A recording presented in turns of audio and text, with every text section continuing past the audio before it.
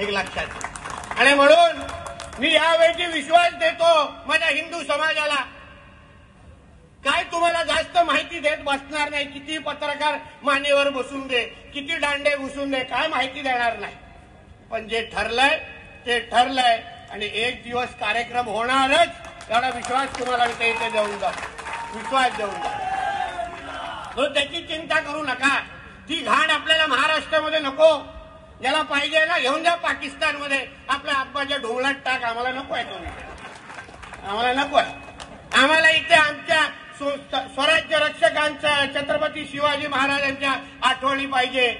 आम्हाला त्यांचे विचार, स्वराज्याच्या आठवणी आमच्या महाराष्ट्रामध्ये पाहिजे. हे अशी घाण नको आम्हाला. औरंग्याची टिप्या बिप्याची ही घाण इथे नको आम्हाला. आणि म्हणून 5 वर्ष आहेत सरकारचे. आता तर आम्ही पिचवर आलोय, अजून 100 बिंबर मारायचेत आम्हाला. म्हणून तुम्ही काय चिंता करू नका. आम्ही ऐकलंय की तिथे फार पोलीस वाढवलेले आहेत छत्रपती समाज. वाढवा ना, अजून मजा येईल. पोलिसाचं संरक्षण जेवढं वाढेल तेवढं तिथला कार्यक्रम करण्यामध्ये मजा येईल. म्हणून ह्याची तुम्ही चिंता करू नका. म्हणून आज तुम्हाला सांग, हिंदू धर्माच्या दृष्टिकोनातून आजचा हा दिवस हा फार महत्वाचा आहे. माझ्या अगोदरच्या बोलणाऱ्या प्रत्येक मान्यवरांनी, ज्याने माझ्या त्या छोट्या ताईने जे काही ज्या गरजेला दिला, आपलं रक्त सळसळत. तुम्ही विचार करा, 40 दिवस, 4 मिनिटं कोणी थोडा आपल्या नख लावलं ना, आपण शेवड्यासारखं रडून त्याला पाहिजे ते करून टाक. धर्मांतर अशा असंख्य घटना आम्ही नजरेसमोर पाहतो. आमच्या त्या 2 ताई भेटलेल्या ज्या लव जिहादसाठी काम करतात. धर्मांतर होण्याच्या असंख्य घटना आमच्या नजरेसमोर असतात. काहीतरी आम्ही दाखवायची आणि आपलं धर्म बदलून टाकायचं.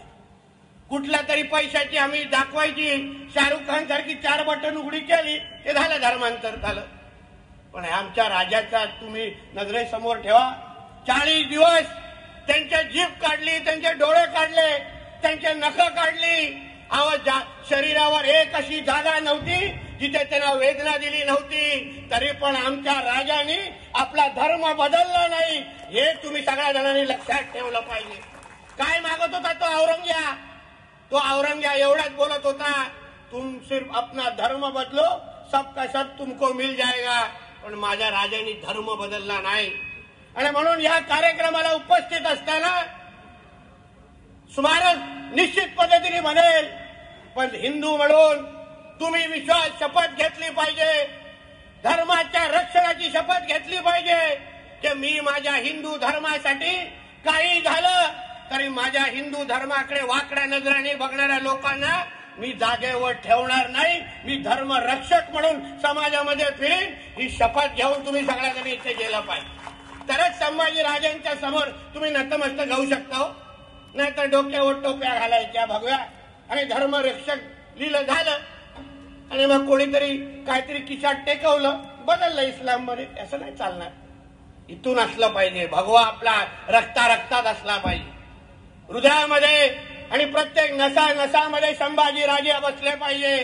ज्या राजांनी आपल्याला एवढा ज्वलंत इतिहास दाखवलाय, त्या राजाचं इतिहासाचं संरक्षण करणं त्या राजालाही वाटलं पाहिजे. मी ज्या हिंदू धर्माच्या साठी एवढा त्याग केला, त्या हिंदू धर्माला एवढा वर्षानुवर्ष झाल्यानंतर पण त्याचा रक्षण करण्यासाठी एवढ्या मोठ्या प्रमाणामध्ये हिंदू समाज माझा सज्ज आहे, असा अभिमान त्या राजाला वाटलं पाहिजे.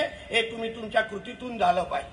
नाहीतर आजकाल लोक बसले आपल्या हिंदू धर्माला वाकड्या नजरेने पाहणार, कोणत्या महाकुंभ वर काहीतरी टीका टिप्पणी करणार, कोणाला तिथून अचानक खास द्यायला लागणार.